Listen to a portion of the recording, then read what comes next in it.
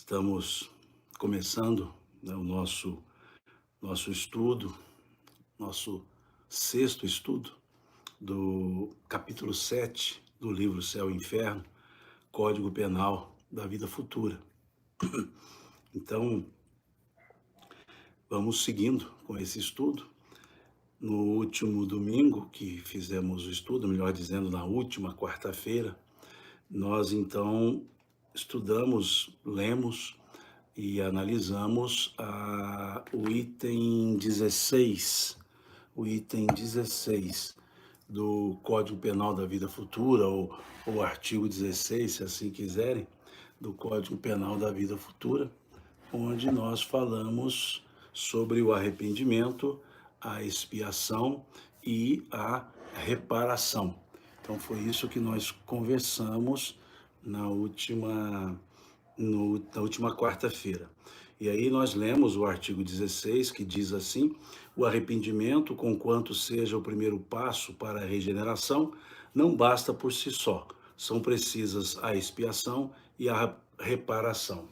E aí nós conversamos sobre isso, falamos um pouco sobre isso, e ponderamos que o arrependimento, aliás, quem pondera é Kardec, que o arrependimento ele atenua, ele suaviza os travos da expiação, mas que somente a reparação sana efetivamente o mal causado. Kardec faz uma observação sobre isso, até vou ler aqui um pedacinho da observação que ele faz. Ele diz o seguinte: a necessidade da reparação é um princípio de rigorosa justiça que se pode considerar a verdadeira lei de reabilitação moral dos espíritos. Entretanto, essa doutrina da reparação, essa doutrina, religião alguma ainda a proclamou. Algumas pessoas repelem-na porque acham mais cômodo o poder quitarem-se das más ações por um simples arrependimento que não custa mais que palavras por meio de algumas fórmulas. Contudo, crendo-se assim, quites verão mais tarde se isso lhes bastava.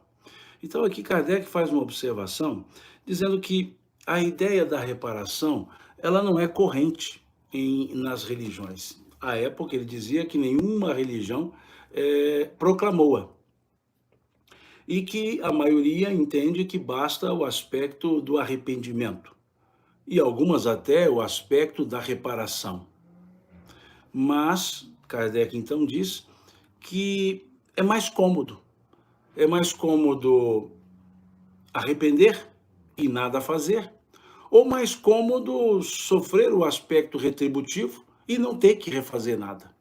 Então Kardec com isso quer dizer que a reparação é o elemento demonstrador do arrependimento efetivo, verdadeiro do espírito. Porque realmente, muitas vezes a pessoa pensa no arrependimento, mas nada faz para poder resolver isso. Nada faz para, melhor dizendo, reparar isso. Por outro lado, há pessoas que dizem, não, mas eu posso até sofrer por isso, mas pedir desculpas eu não peço, ou seja, reparar eu não reparo. Então, numa análise assim, digamos, menos filosófica, é cômodo a pessoa se contentar em expiar, é cômodo a pessoa se contentar no arrepender somente, porque nada tem que fazer para reparar o erro. Nada tem que fazer.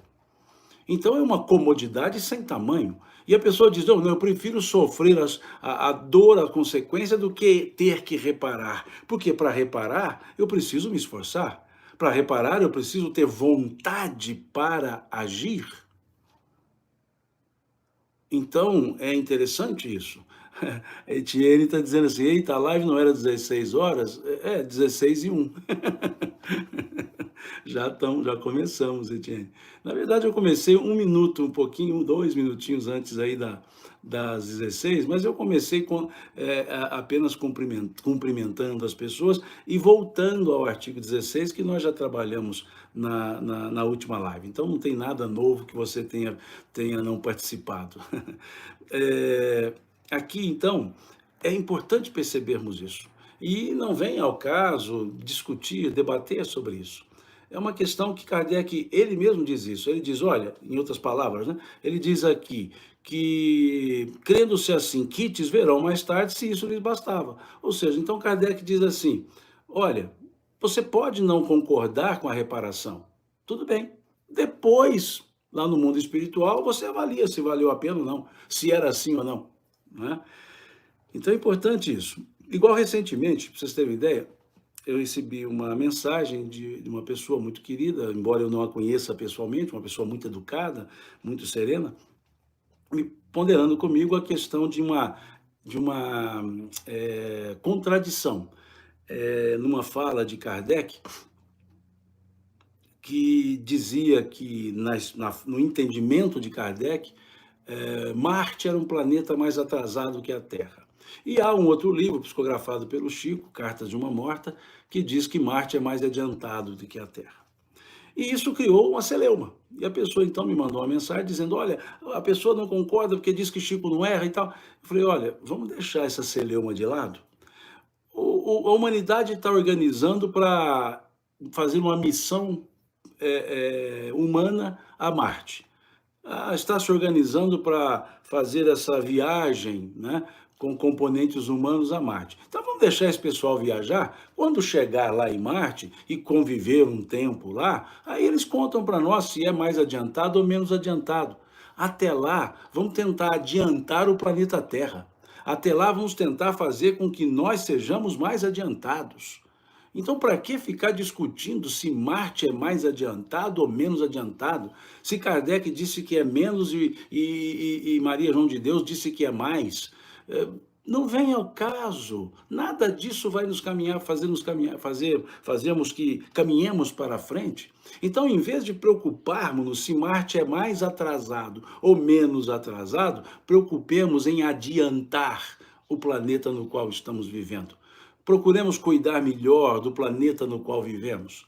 Procuremos viver melhor no planeta onde vivemos.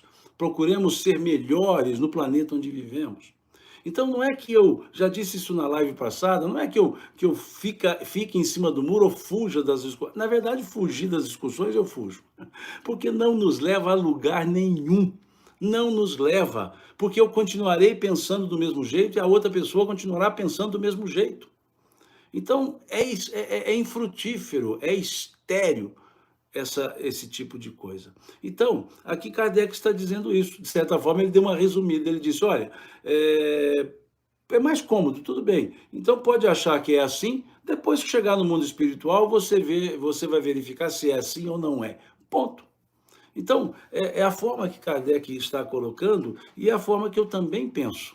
É a forma que também eu colocaria. Não adianta ficarmos, mineiramente falando, batendo em ferro frio. Não vai resolver nada, né? Então, é preciso a gente perceber esses aspectos, compreender esses aspectos, e para o ideário espírita, arrependimento, reparação e expiação são os três elementos necessários para se sanar uma falta.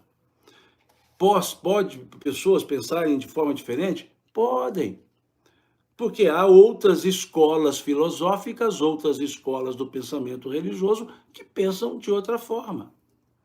Mas a realidade, mais à frente nós veremos, ou seja, a realidade, quando nós nos encontrarmos no mundo espiritual, nós saberemos. Até lá, como somos espíritas e temos a codificação como um elemento, de certa forma, orientativo, para se sanar uma falta, necessárias são a expiação, o arrependimento e a reparação.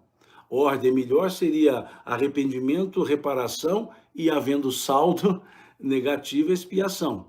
Mas uma ordem usual que a gente quase sempre vê, ou quase vê, né? Quase sempre vê, não dá certo, né? Seria um paradoxal. Mas uma forma que a gente quase vê, ou muitas vezes vê, melhor dizendo, expia-se, arrepende-se e depois repara. O ideal era arrepender, reparar, para não ter que expiar em totalidade. mas, né, que sigamos o nosso caminho. Então vamos para o artigo 17, que é o assunto que nós temos hoje para conversarmos a partir do artigo 17. E aqui diz: o arrependimento pode dar-se por toda parte e em qualquer tempo. Se for tarde, porém, o culpado sofre por mais tempo. É uma questão óbvia. Quanto mais tempo eu levar para o arrependimento, tomando consciência, para esse fim de reparação, eu demorarei naquele estado angustiante que eu nele estou. O Eduardo faz uma observação aqui, deixa eu dar uma lida, Eduardo. Hoje eu vou conseguir, viu, Eduardo, participar lá do estudo do NEP. Terminando aqui, eu vou seguir para lá, né? Então, hoje eu consigo, depois de um ano de falta, né? Já acho que até já cancelaram a minha matrícula aí, viu, Eduardo? Já, como é que fala? Jubilou, né? Já até jubilou. Mas Eduardo coloca aqui, Simão, por favor, no parágrafo do 17º artigo, a reparação consiste em fazer o bem a quem se havia feito mal, entendi. Saber que o perdão é libertador, então se o ofendido perdoa e segue seu caminho, entendi a sua observação, Eduardo, entendi. Segue seu caminho, a reparação poderá ser levada a efeito, né? Poderá ser levada a efeito. Eduardo, de fato está sendo dito que se a reparação consistiria... Estou recebendo um cafezinho? Ah, tá. Estou recebendo um cafezinho aqui. A Leia trouxe. E ela fala baixinho, né? Para vocês não ouvirem. Eu ganhei de presente essa xícara aqui, ó. Então ela trouxe o cafezinho para experimentar o café e a xícara, né? Então, brigadão, pessoal do encontro que nós tivemos hoje, pessoal do Encontro da Amizade, o 15º Encontro da Amizade, que foi feito na cidade de Rio Paranaíba. E eu ganhei essa xícara de presente. Então vai aqui o agradecimento à turma com um bom cafezinho. A Leia fez um sinal para mim, não sei o que ela está dizendo. Essas xícaras são 6 xícaras. Ah, sim, eu ganhei um jogo de xícaras. Ela está apontando lá os 6 com a mão. Eu ganhei um jogo de xícaras. Muito bom, obrigado, viu? E o café também está ótimo. E a xícara é o tamanho ideal, viu, para o nosso cafezinho. E só faltou o pão de queijo, né? Mas vamos para frente. Então, Eduardo, é interessante isso que você observou. Vamos lá. De fato, aqui diz que a reparação consiste em reparar com aquele que causou. Mas imaginemos uma situação. Aquele que causou evoluiu, né? Aquele que causou seguiu, né, o seu caminho. E pode ser que ele esteja num nível que eu não alcance tal nível. E aí, vou reparar com o quê? Né? Eu vou reparar a situação causada. Eu vou reparar o ato, não necessariamente com a pessoa. Eu teria a consequência do ato. Mais à frente, no último parágrafo, Eduardo, mais no finalzinho dele, dá para se ter uma ideia. Kardec dizendo isso, por exemplo, ele diz aqui, praticando o bem, compensando ao mal praticado. Sendo amável se foi austero, caridoso se tem sido egoísta, benigno se tem sido perverso, laborioso se tem sido ocioso, útil se tem sido inútil. Então, há reparações que não são individualizadas. Não há direção individualizada. A reparação necessária, sempre, mas a reparação não necessariamente é com a pessoa. Pode ser com a situação por meio de outras pessoas. Mas, se houver necessidade e níveis semelhantes, a reparação se faz com a pessoa. Não sei se clareou aí para você, Eduardo, essa resposta, tá? Mas fique à vontade para colocar as suas observações, tá? O Eduardo é um amigo que eu também não conheço pessoalmente, né, um estudioso, né, com boas observações, e participa virtualmente conosco aqui no nosso grupo de estudos do Evangelho. Nós temos um grupo de estudos que reúne sempre às sextas-feiras, sempre aos domingos, estou ficando louco, sempre aos domingos, e faz parte do nosso NEP, né, que é Núcleo de Estudos e Pesquisas do Evangelho. Núcleo de Estudos e Pesquisas do Evangelho. E esse grupo se reúne todo domingo. E aí nós temos um grupo presencial e um grupo que se reúne online, né, lá pelo Zoom. Então a gente faz essa reunião e eu estou faltoso com essa reunião já faz tempo. Já faz tempo que eu não vou pessoalmente à reunião lá do nosso grupo, né, do NEP. E hoje pelo que eu me programei aqui, vai dar para eu participar presencialmente lá com a turma lá na Casa do Caminho. Mas seguindo então, o arrependimento pode se dar a qualquer tempo. Isso é interessante, qualquer tempo.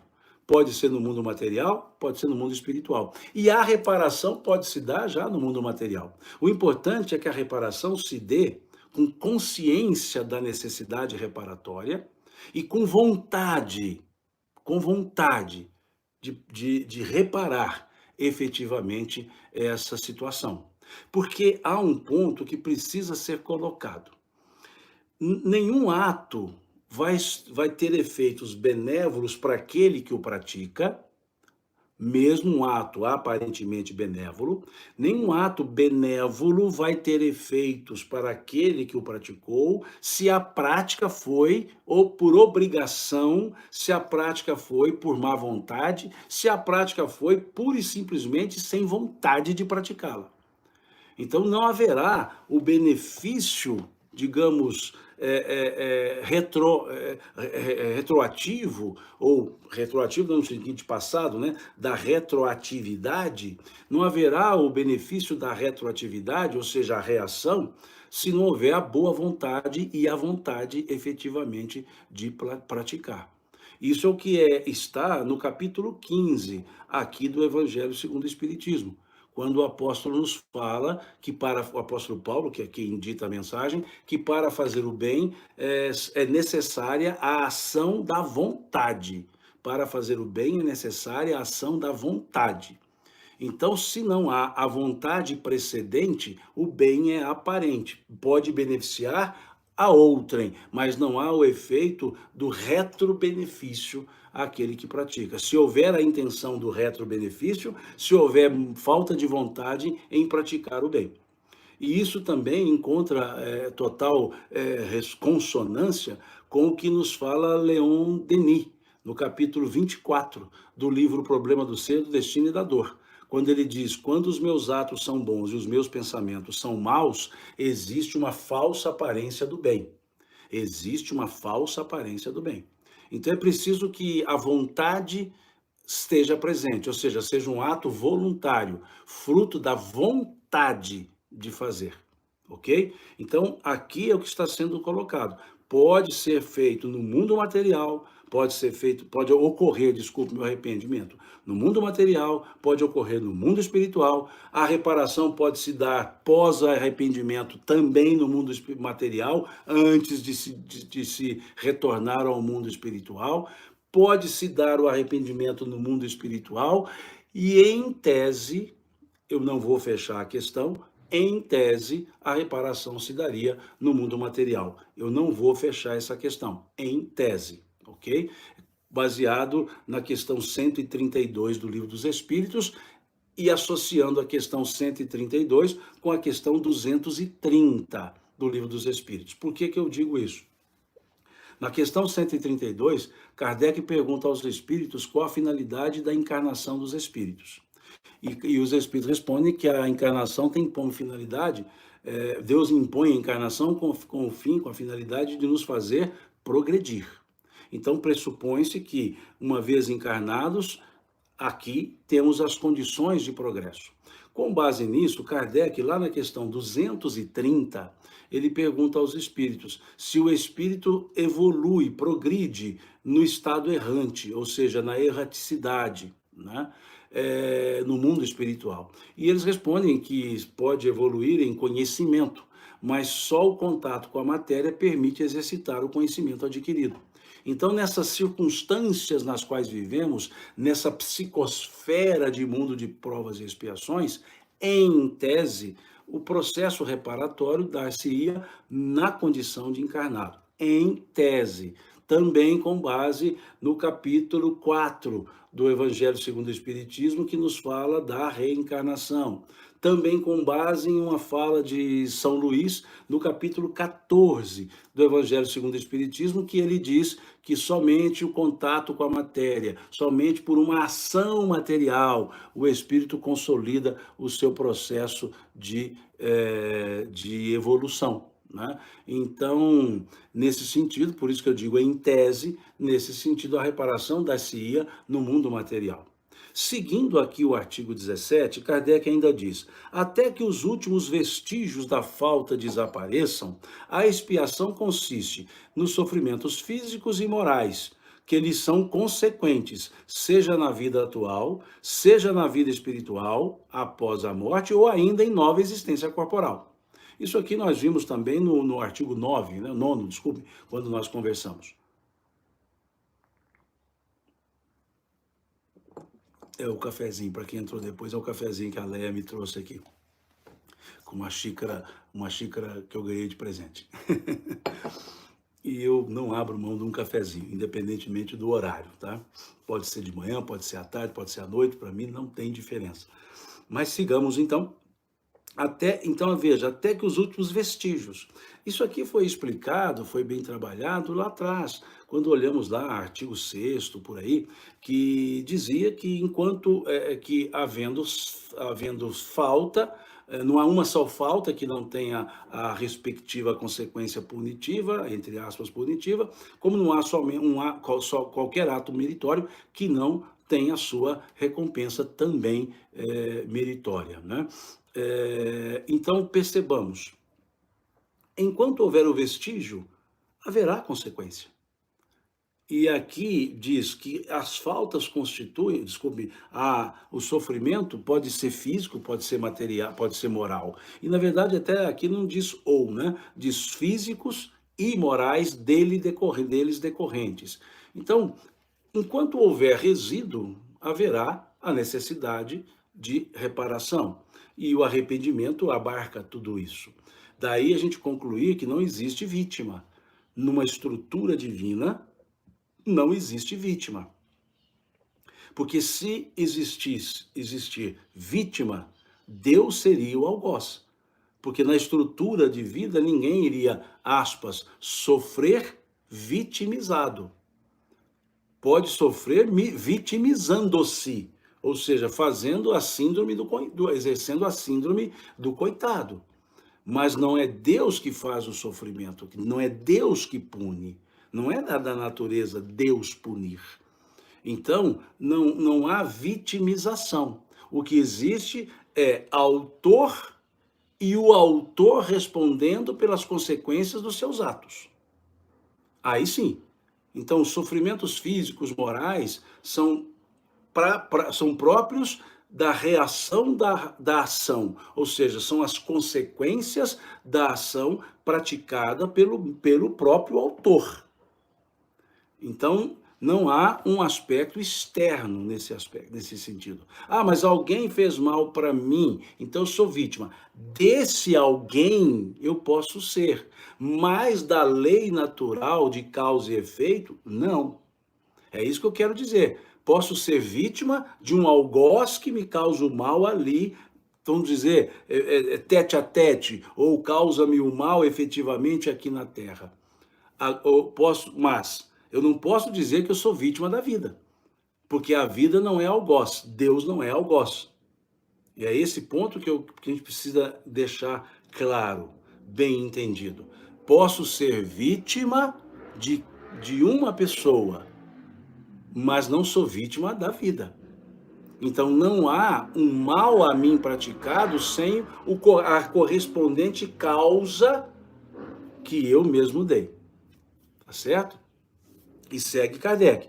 A reparação consiste em fazer o bem àqueles a quem havia feito mal. Foi o que o Eduardo observou aqui mais cedo, né? Muito bem observado por ele. Quem não repara os seus erros numa existência, por fraqueza ou má vontade, achar-se-á numa existência ulterior em contato com as mesmas pessoas que se tiverem queixas e em condições voluntariamente escolhidas, de modo a demonstrar-lhes reconhecimento e fazer-lhes tanto bem quanto mal lhe tenhas feito. Então, por isso que eu disse, em regra, a reparação se dá entre pessoas, em regra. Nem em regra, não estou dizendo sempre, porque há circunstâncias que talvez não corroborem para que a reparação seja feita diretamente. Mas o interessante aqui, nessa observação feita por Kardec, é o que ele nos fala da seguinte forma, quem não repara os seus erros numa existência, por fraqueza ou má vontade. Mas qual a outra? Há uma outra excludente aqui? Sim, não é uma excludente. Nós já vimos isso lá no artigo 9º, que nós deveremos e sempre responsabilizaremos-nos pelos nossos atos. Mas as consequências não necessariamente se darão na próxima encarnação. Pode ser que na próxima encarnação, por uma escolha reencarnatória, eu não vá lidar com a consequência de um ato. Eu vou desenvolver outros aspectos. E numa outra ainda encarnação, eu posso então fazer o processo reparatório. Mas eu, estando na minha programação o aspecto reparatório, eu preciso reparar voluntariamente. E se eu não reparo por uma fraqueza ou por uma má vontade, eu reparo, mas por má vontade, não há o efeito efetivo. Por isso a ideia é o arrepender-se primeiro. Porque quando se arrepende, a voluntariedade surge. A voluntariedade surge. Aí tinha aqui pergunta, pode gravar também? Eu sempre deixo gravado aqui, tinha as falas, tá? Não sei se você está perguntando se você pode gravar. Por mim, tudo bem. Eu não sou contra a gravação nenhuma, pode ficar à vontade. Até porque o que eu falo aqui pode ser veiculado, sem problema nenhum. Então, há esse aspecto aqui trazido por Kardec. E é importante observar isso, que nós não necessariamente reparamos as faltas na encarnação imediatamente, mas que precisamos reparar, não há dúvida, não há dúvida, tá? Mais uma vez eu peço desculpas para o pessoal do YouTube aqui, na câmera de cima aqui, que faz a pergunta, ela some, e eu não estou usando o computador, eu uso o celular e um iPad, então eu não consigo ver a mensagem do YouTube. Quando é pelo computador, ela fica ali do ladinho, né? Então a gente pode até olhar, mas como eu uso para o YouTube o celular e para o Instagram que eu uso o iPad, então eu não consigo ver a pergunta quando ela some. E no YouTube é algo assim voando, parece que é o cúmulo da velocidade. É mais rápido que aquela pessoa que tranca a gaveta e joga a chave dentro ainda, né? Essa é menos rápido do que o que aparece aqui no YouTube. Então me desculpe, eu não consegui ler ou responder, estou olhando mais aqui para o Instagram, porque é aquele que vai demorando um pouquinho mais a subir, né? A Keila, legal, Keila, que bom que você está aqui. Keila mora em Israel, né? Digamos que uma família amiga, né? Não só a Keila, a família toda, né? Uma família que eu tenho um respeito muito grande, porque uma das pessoas mais assim, conhecedoras de Chico, mais amigas de Chico que eu conheci, foi Dona Missilene Mubarak, e ela tinha, até desencarnar, todos os livros de Chico, todas as primeiras edições dos livros de Chico. E deixou pedido que, quando desencarnasse, doasse tudo para a Biblioteca Espírita, e assim a família fez, né? Fez com muito bom grado, e a gente tem uma gratidão enorme pela família, né, da Dona Missilena. Vamos seguindo? Então, esse ponto é importante. Agora, à frente, ele vem aqui trazendo alguns aspectos. Nem todas as faltas acarretam prejuízo direto e efetivo. Olha que coisa interessante essa frase de Kardec. Nem todas as faltas acarretam prejuízo direto e efetivo. Uau, que interessante isso. Quer dizer que não é toda falta que acarrega um prejuízo direto e efetivo. Ele diz, em tais casos, a reparação se opera fazendo-se o que deveria fazer e foi descurado. Então, aqui ele diz, por exemplo, cumprindo os deveres desprezados, as missões não preenchidas, praticando o bem em compensação ao mal praticado, isto é, tornando-se humilde se tem sido orgulhoso, amável se foi austero, caridoso se tem sido egoísta, benigno se tem sido perverso, laborioso se tem sido ocioso, útil se tem sido inútil, frugal se tem sido intemperante, trocando em suma por bons os maus exemplos perpetrados. E desse modo progride o espírito, aproveitando-se do seu próprio passado. Interessante isso aqui, por isso que eu gosto desse Código Penal da Vida Futura. Ele é muito tranquilo. O mal efetivo direto, ação reparatória efetiva direta. Mas quando ele fala efetivo indireto, são pessoas, por exemplo, orgulhosas. Aquele orgulho são pessoas vaidosas que não causam um mal efetivo direto a outrem, mas causam a si mesmas. Então, a posição encarnatória vai propiciar futuramente condições para que essa pessoa refaça, mude a sua forma de atuar, né? A Dora Castilho faz uma pergunta, desculpe pedir novamente, capítulo, edição para acompanhar o conteúdo do livro. Não, não há nada que pedir desculpa, Dora, fique à vontade. Eu estou usando essa edição do livro Céu e Inferno, tá? Que é uma edição da FEB. Essa aqui é a tradução do Manuel Quintão e é a qual edição? Essa aqui é uma edição é a segunda edição especial de 2006. Então estou usando essa da FEB. E nessa edição da FEB estamos seguindo o capítulo 7, Código Penal da Vida Futura. Então, Dora, não precisa se preocupar, pedir desculpas, nada disso. Tá? Pode perguntar, eu entendo, porque há livros que foram editados no Brasil que são de outras edições francesas, e aí, inclusive, o 7 vira 8 nessas edições, tá? Mas eu estou usando essa edição aqui que eu gosto muito da tradução do Manuel Quintão, é uma tradução lá do início do século XX, mas uma tradução muito bem desenvolvida. Então, gosto muito, onde eu optei por ela, tá? Aqui vem a Etienne e pergunta assim, Simão, e se não repararmos na próxima encarnação, se podemos tornar mais grave essa falta cometida? Pode, mas pode também não. Quando eu digo que não é necessariamente na primeira encarnação seguinte, a reparação, é porque pode estar na programação reencarnatória outras ações. Pode ser que aquela pessoa com a qual eu precise reparar, quando for reparação direta, pode ser que aquela pessoa não esteja em condições de encontrar-se comigo na encarnação seguinte. Eu tenho que trabalhar depois. Mas o importante é eu trabalhar comigo, trabalhar o meu orgulho, trabalhar a minha intemperança, trabalhar todas essas questões comigo, tá certo? Então, agora, pode agravar? Tudo pode agravar. Todas as provas, todos os erros podem ser agravados, né? E aqui, Pri Figueiredo diz, e se modificar, sumiu, Pri. E se modificarmos, creio que ela perguntou, nessa encarnação, modificarmos e repararmos, não há saldo, tá tranquilo.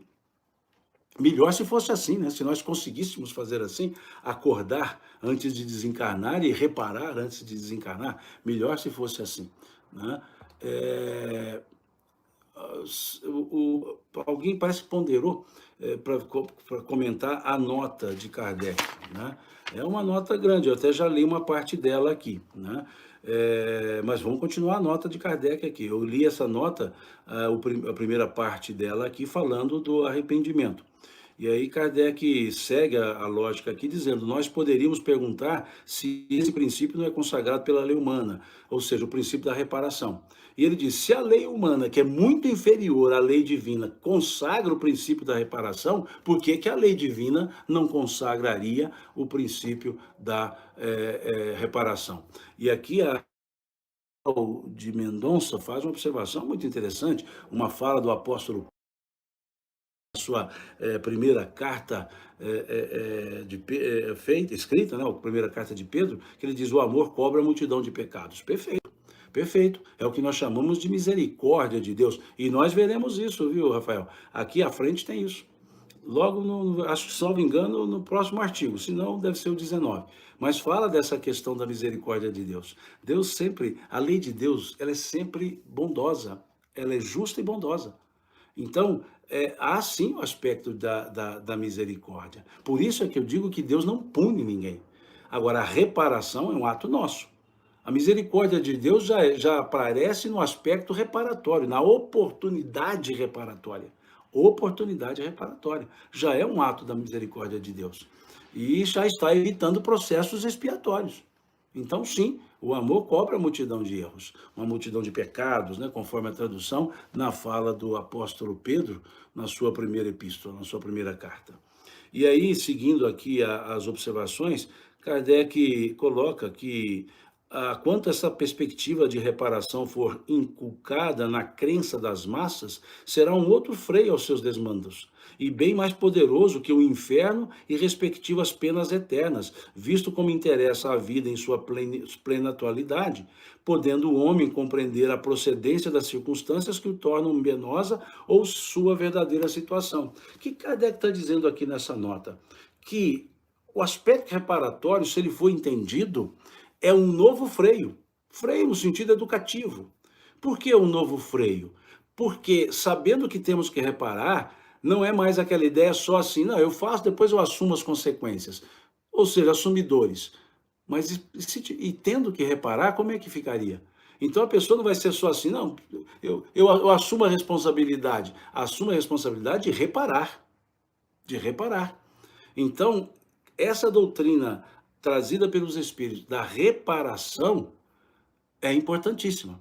A Creuza pergunta onde está esse texto. Creuza, na minha edição, é aqui, nota de rodapé, né? Logo abaixo do artigo 17. Na verdade, tem nota de rodapé já na página anterior. E aqui ele faz uma nota de rodapé, que é a nota número 1, que ele vai falar justamente sobre o aspecto da doutrina da reparação, que é quando trabalhamos o artigo 17. Então, nessa edição, há uma nota do autor, não é uma nota da editora, porque senão viria escrito assim, nota do editor, é a nota do autor, ou seja, nota de Kardec, né? Nota de rodapé. Bom, e aí segue ele dizendo, desse modo progride o espírito, aproveitando-se do próprio passado. E quando ele termina essa frase, ele põe aqui o indicativo, o númerozinho 1, que significa nota de rodapé. E ele faz a nota de rodapé embaixo, dizendo que a necessidade de reparação é um princípio de rigorosa justiça, que se pode considerar verdadeira, né? Verdadeira lei de reabilitação moral dos espíritos. Agora ele alerta, ele diz, entretanto, essa doutrina, a religião alguma ainda proclamou. Algumas pessoas repelem-na porque acham mais cômodo poder quitarem-se das más ações por um simples arrependimento que não custa mais do que palavras, por meio de algumas fórmulas, contudo, crendo-se assim quites, verão mais tarde se isso lhes bastava. Ou seja, arrepender e muitas vezes até sofrer, passar pela expiação, a pessoa diz, não, isso eu aguento, né? Agora, reparar exige muito mais coisas, mais vontade, mais atitude, né?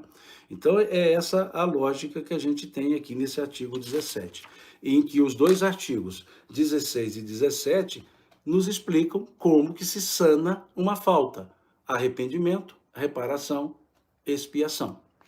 Seguindo, artigo 18, diz o seguinte, né? Kardec diz o seguinte,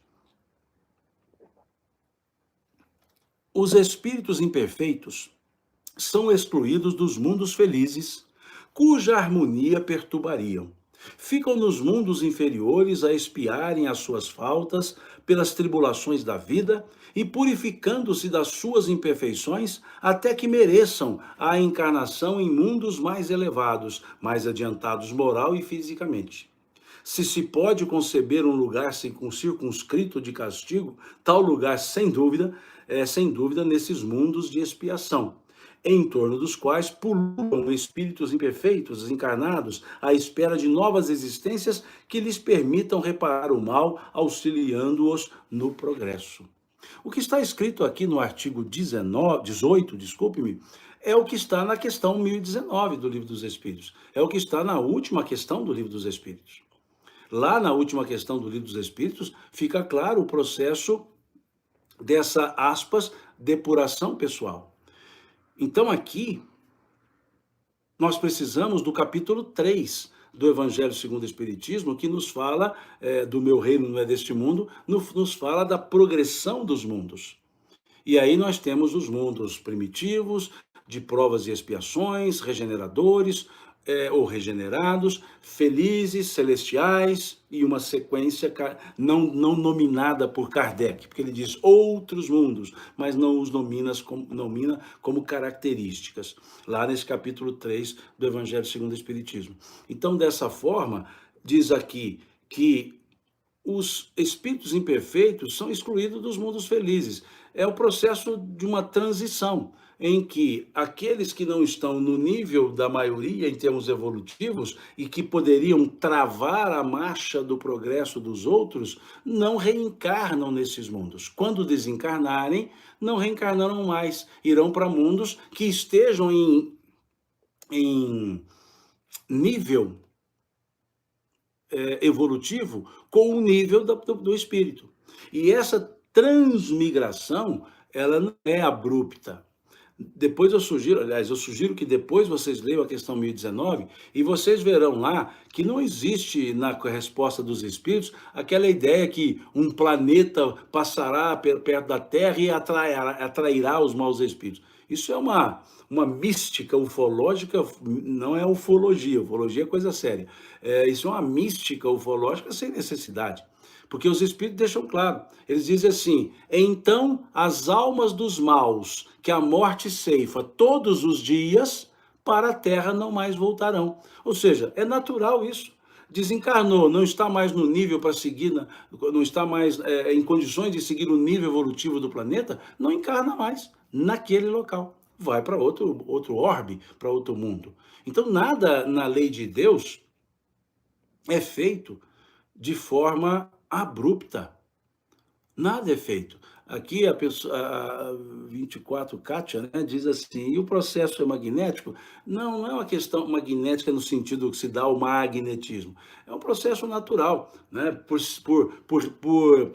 digamos, ressonância vibratória, vamos dizer assim. Né? Não deixa de ser uma ideia magnética. Uma ressonância vibratória. Então, quando desencarna, o espírito não tem mais. Ele não está em condição de encarnar novamente naquele mundo que está mais avançado e a presença desse espírito está prejudicando. Então ele não mais reencarna ali, ele reencarna em outro mundo, em outro local, em outro nível evolutivo. Não é que ele esteja retrogradando-se, não, porque o mundo para o qual ele estaria indo é um mundo que está no nível dele. O que acontece é que o mundo no qual ele está aquém do nível do próprio mundo. Então, é natural que não reencarne ali nesse mundo. Então é uma forma muito natural, e não é aquela forma abrupta.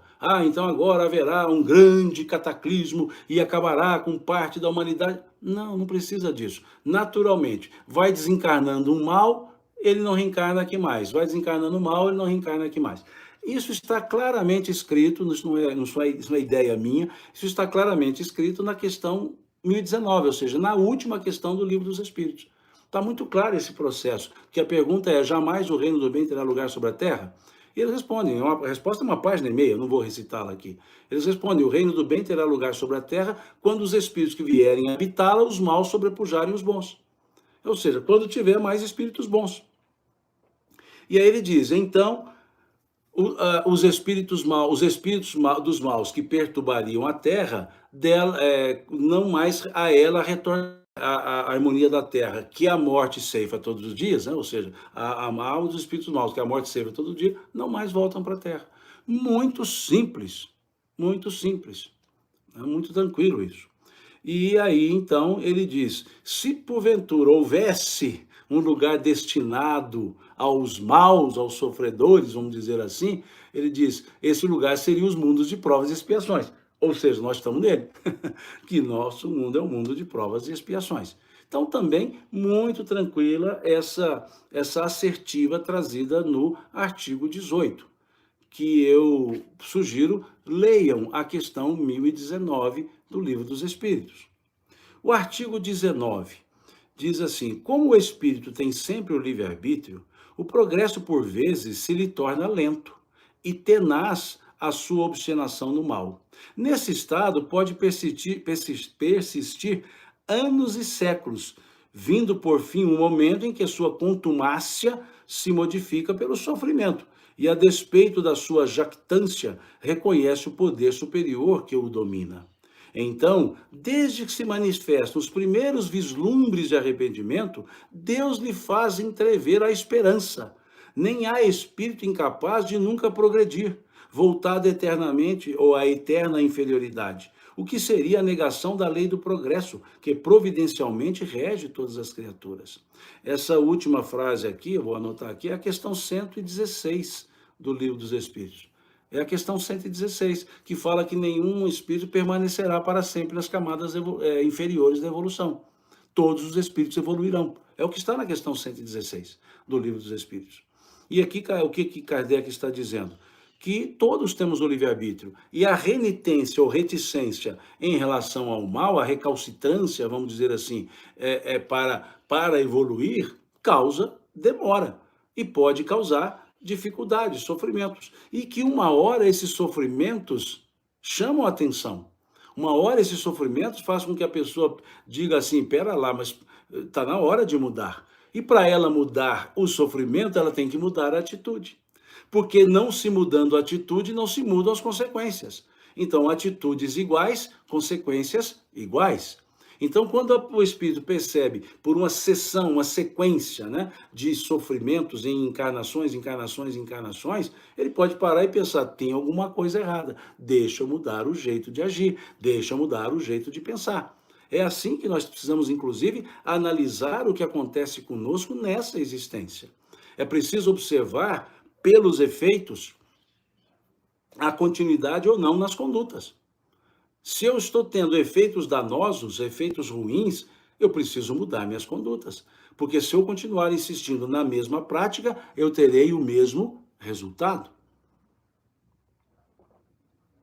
E então é preciso que nós nos modifiquemos. Aí nós já percebemos que o sofrimento não é punição. Sendo consequencial, ele vai continuar existindo enquanto houver a causa. Enquanto persistir a causa, persiste o efeito. E não é Deus que está impingindo o sofrimento. É um efeito natural, puro e simples, natural. Como eu já disse várias vezes, pôr a mão no fogo e queimar. Se eu puser a minha mão no fogo, ela queimará. Não é Deus que vai dizer, fogo, queime a mão do Simão. É natural. Então, se eu transgrido o limite da lei divina, eu tenho os efeitos dessa transgressão, que não são punitivos, são consequenciais. Só isso, são consequenciais. Quando eu como demais e tenho um mal-estar estomacal, não é Deus que disse vai ter um mal estomacal. É porque a consequência do abuso na alimentação foi o problema estomacal. Então, é importante esse aspecto, é importante esse ponto, de nós percebermos que há uma consequencialidade, né? Uma consequencialidade em tudo, e não uma ação punitiva de Deus. Porque Deus não é punitivo, ele não pode punir, porque ele é a soberana justiça e bondade. Ele não é justiceiro, ele é justo, é diferente. Então é isso que está sendo colocado aqui nesse artigo 19. Agora vejam aqui um ensaio da misericórdia divina, que alguém colocou aqui, o amor cobre a multidão de pecados. Veja esse ensaio da misericórdia divina no segundo parágrafo do artigo 19. Então, desde que se manifestam os primeiros vislumbres de arrependimento, Deus lhes faz entrever a esperança. Vem aquela chama da esperança, vem aquele sentimento da esperança, porque já houve um prelúdio do arrependimento. Olha o que é a força de um arrependimento. Arrependimento não é carregar culpa. Arrependimento é diferente de se sentir culpado. O arrependimento é a tomada de consciência da impropriedade do ato, que nos leva à vontade de reparar o ato. Vejamos o caso de Zaqueu, naquela passagem com Jesus. Ele se arrependeu e não carregou culpa. Ele disse assim, se defraudei alguém, repararei em dobro tudo que dele tirei. Havia culpa ali? Não, houve arrependimento. Arrependimento nunca gera culpa. Arrependimento é fruto da tomada de consciência. Arrependimento é quando eu aclaro a consciência e olho e vejo a impropriedade do que foi feito. Aí eu posso dizer, mas eu não sabia que era assim. Sim, nós já estudamos o artigo 11. Pode acontecer que sim, pode acontecer que haja atenuante, mas não existe isenção. Não existe a isenção. existe atenuante. No artigo 11, não diz que haverá uma suspensão da aplicabilidade da consequência. Diz que há situações que atenuam as consequências ou que aumentam as consequências, agravam as consequências. Então, são as situações atenuantes e agravantes. A doutora Marlene coloca aqui arrependimento verdadeiro, ela usou outra palavra, mas arrependimento sincero. Sim, para que haja o arrependimento, teria que ser sincero.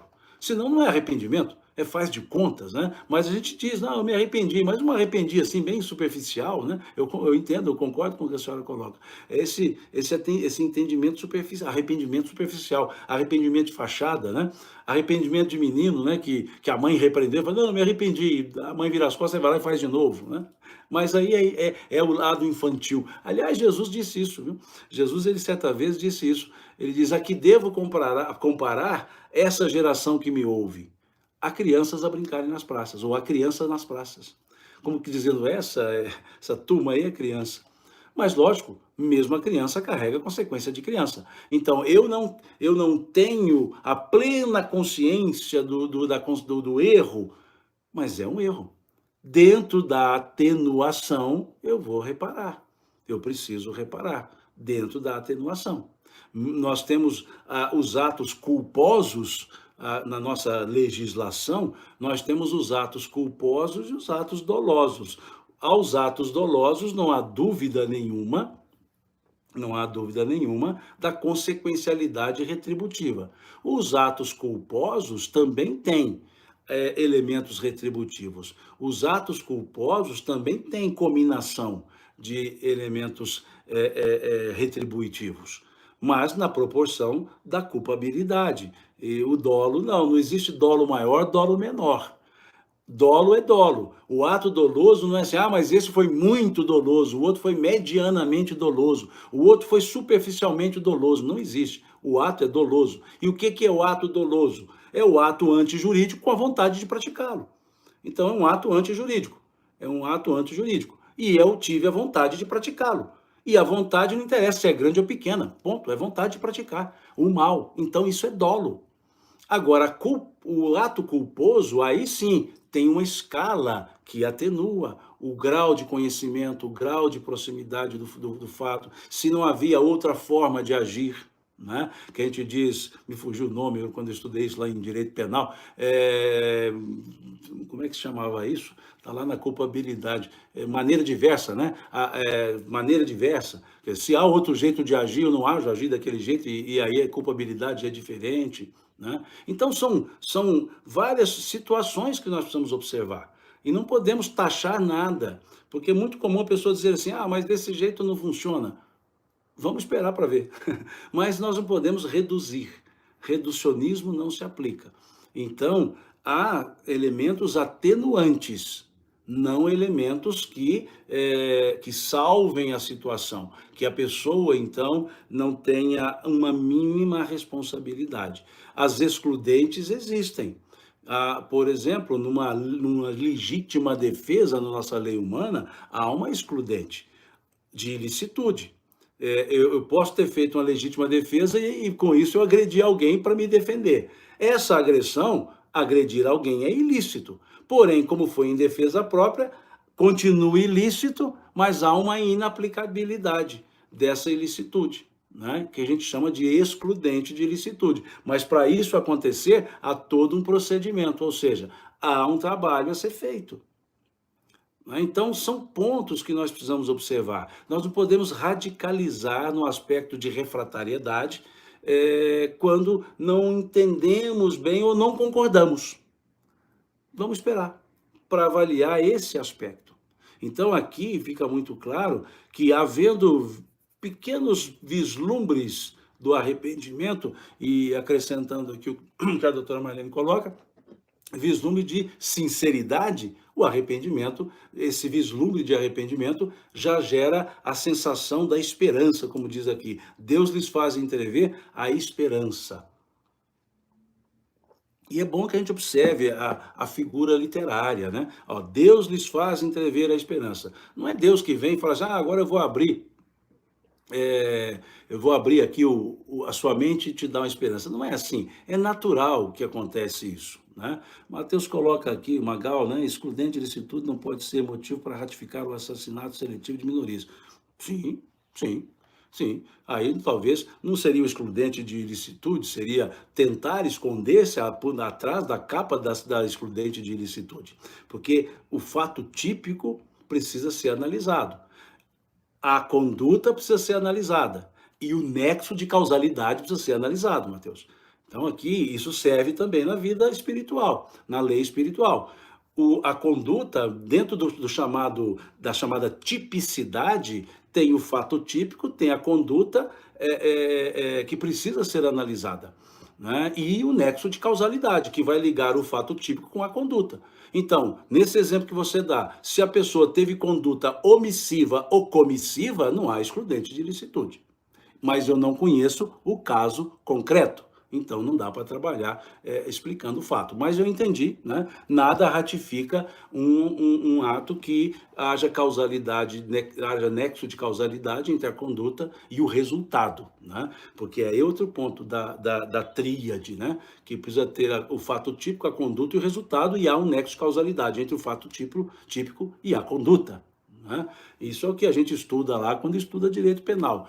Eu já disse várias vezes, eu não milito no direito penal. Então, as coisas que eu vou me lembrando aqui da época de estudante, eu trago, né? Mas é muito lógico isso. Agora, imaginemos, se é lógico isso na lei humana, imaginemos a lei divina, quão mais lógica seria essa aplicabilidade, né? Seguindo então, artigo 20, que eu acho que deve ser o último que nós vamos trabalhar hoje. Artigo 20. Quaisquer que sejam a inferioridade e perversidade dos espíritos, olha aqui a pessoa que trouxe muito bem colocada, a pessoa colocou, aquela frase de Pedro, o amor cobre uma multidão de erros ou de pecados. Veja o que está escrito aqui no artigo 20. Quaisquer que sejam a inferioridade e a perversidade dos espíritos, Deus jamais os abandona. Olha que coisa bonita.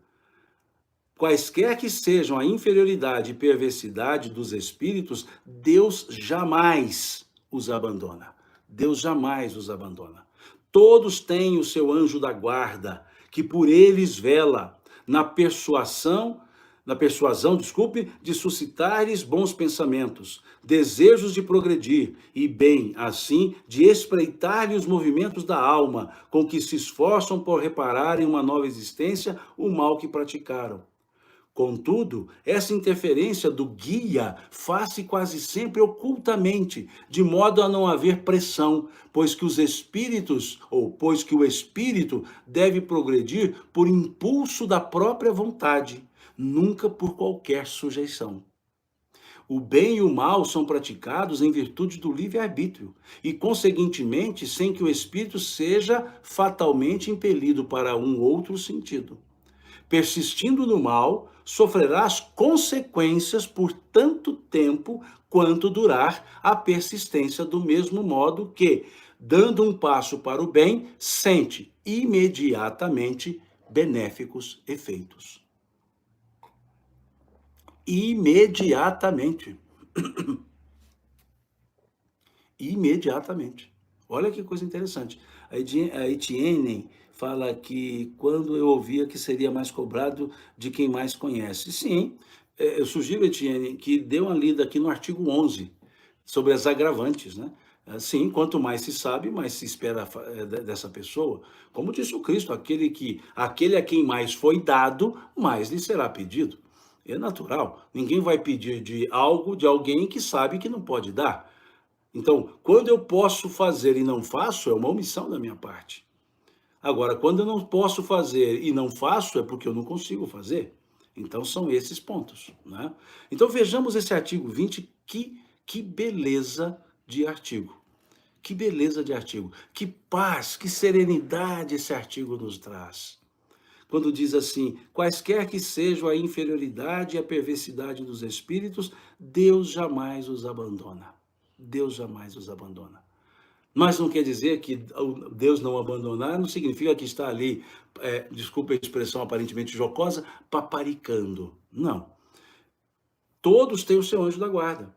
Todos temos um protetor. Todos temos um espírito que nos dá sugestões, que sussurra aos nossos ouvidos. Mas veja o que diz aqui Kardec. Essa interferência do guia quase sempre se faz ocultamente, de modo a não haver pressão, para que o espírito possa progredir por impulso da própria vontade. Então, podemos dizer que os espíritos maus usam de um megafone e os espíritos bons de um sussurro. Eles sussurram para que a pessoa possa por ela agir, para que ela não seja persuadida, não seja pressionada. Então ali vem um sussurro. Muitas vezes aquela voz que a gente acha que é nossa e não é, né? Que pode algumas vezes ser a voz da consciência, mas muitas vezes acontece de serem os benfeitores, dizendo, olha, pensa melhor, olha, não faz assim, opa, diminua aí a sua agressividade, acalme-se, não responda agora, espera um pouco, te aconselho a dar uma saída, depois você volta.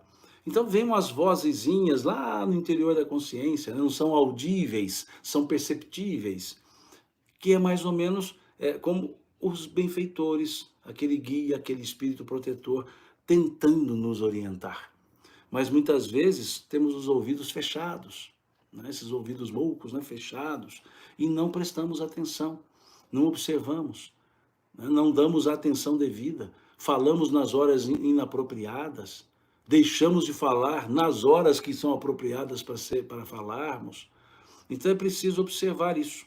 E aqui Kardec faz uma observação longa, mas eu vou lê-la. Ele diz: erro seria supor que, por efeito da lei de progresso, a certeza de atingir cedo ou tarde a perfeição e a felicidade pode estimular a perseverança no mal, sob a condição do ulterior arrependimento.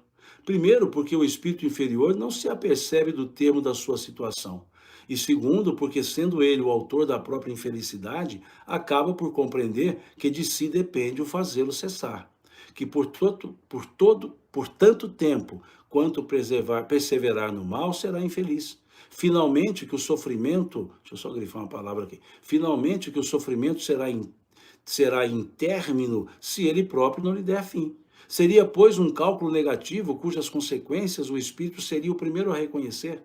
Com o dogma das penas irremissíveis é que se verifica precisamente tal hipótese, visto como é para sempre interdita qualquer ideia de esperança, não tendo, pois, o homem interesse em converter-se ao bem, para ele seria sem proveito.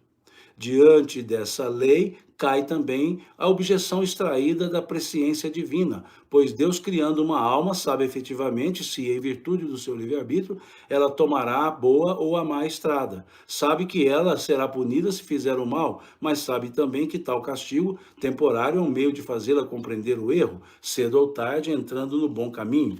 Pela doutrina das penas eternas, conclui-se que Deus sabe que essa alma falirá e, portanto, que está previamente condenada a torturas infinitas, o que seria uma ilogicidade divina.